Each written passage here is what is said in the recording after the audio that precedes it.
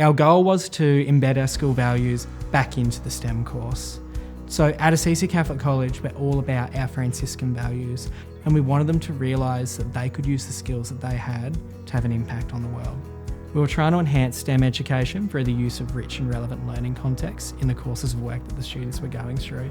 We wanted our students to feel that connection to their community in the coursework they were undergoing. We feel that embedding school culture into STEM learning is the way forward, and we've seen throughout this process now that students seem to engage more in something that they're passionate about. My goal in developing this program was to build a really engaging problem for students to sink their teeth into. One of the ways we wanted to enhance STEM education was through thorough and explicit application of the STEM principles that we heard about in the professional development days. Particularly, we wanted to create a rich and relevant learning context and focus on the collaboration of students to bring about their intrinsic motivations in tackling these problems. I wanted to see in the classroom, obviously, students working together, having creative ideas, being able to come up with a solution or have a solution that didn't necessarily be limited by what they could physically do or what was possible. I wanted them to be able to sort of shoot big in terms of their ideas. I want students to be themselves, but also realise their potential. I want to encourage students to be really well-rounded individuals who can go out into the communities and contribute to make the future a better place to be. Before the project, we had STEM programs fully implemented for years 8 and 9. The issue we had was that they weren't really connected to our school context. What we wanted to do with this program was we wanted to bring that context back in. We didn't really have problems in our programs. They came across more as project-based, where the students didn't really have that open-ended nature in our problem solving for the students to engage with.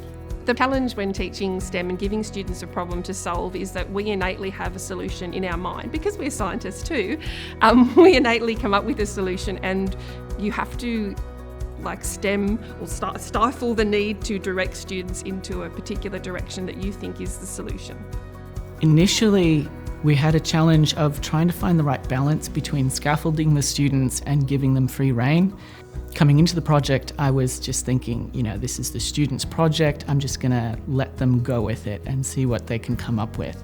But one of the challenges that I found was that I would have some students become a leader, but even more so just kind of do the whole thing. And everybody else was just kind of following their lead without contributing much. So then we came to identify students' individual strengths and try to get them to then collaborate based off of those strengths. As well, we also found we had to kind of scaffold a little bit in how do we communicate our ideas effectively, and also how do we work in small groups to respect everybody's ideas and try to take them on board so that we have one solution that's maybe better than it was. Previously, when we ran STEM programs with our students, what we saw was that the nature of the program was very prescriptive. The students would have a list of things to go through, and they just sort of tick that list off, and the project will be done, and they wouldn't really take it any further.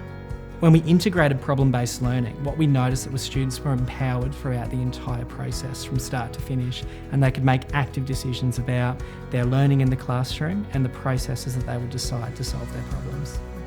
We wanted to make sure that we're giving these students genuine open-ended opportunities to demonstrate their learning and to solve problems. What we found was when we opened this learning up, we were really surprised with the solutions that the students came up with. What we found challenging was this notion of teacher scaffolding in this process. So we were really emotionally invested in this. We wanted this process to work. So for me, when I took that first STEM class, I was so invested in it working that I almost over-scaffolded it too much. In moments when students were confused or a little bit concerned about their processes, I would jump in and tell them how to do it. What I realised at the very end of the process was that all of the solutions that the students came up with were very, very similar. We've noticed that students are more engaged, they're more passionate, they're more excited about their learning. Opening up learning can give the control back over to the students. There can be that thought process that things can go wrong. But the only way to get really rich results out of your students with PBL is to be a little bit brave and to take that risk. What we saw was when teachers were willing to take that risk and back their students in, the students rewarded us with richer, more creative solutions that we could have never imagined ourselves. When teaching the STEM course this year, I really focused on trying to encourage creativity, trying to get students or getting students to think of a solution that they didn't necessarily have to build the whole thing. They think if I say something that I'm going to have to reproduce this, I'm going to have to make this happen, and I've got no idea how to do that. So they tame their solutions, they wind it back to something they're comfortable with. And being comfortable doesn't solve problems. They need to be uncomfortable, and they need to get used to being uncomfortable.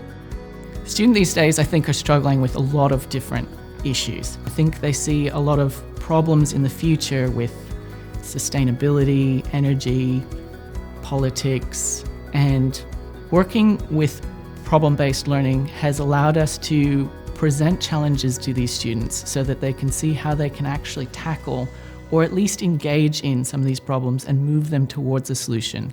Students don't have to have the whole solution worked out, but if they can collaboratively work together and start that process moving, then they can be a power for change themselves.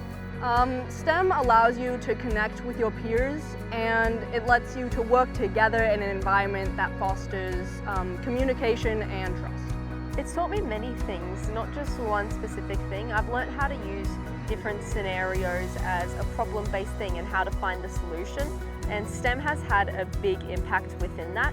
It's taught us many different ways of communicating with others to reach the solution, not just working individually, but in a team with other people.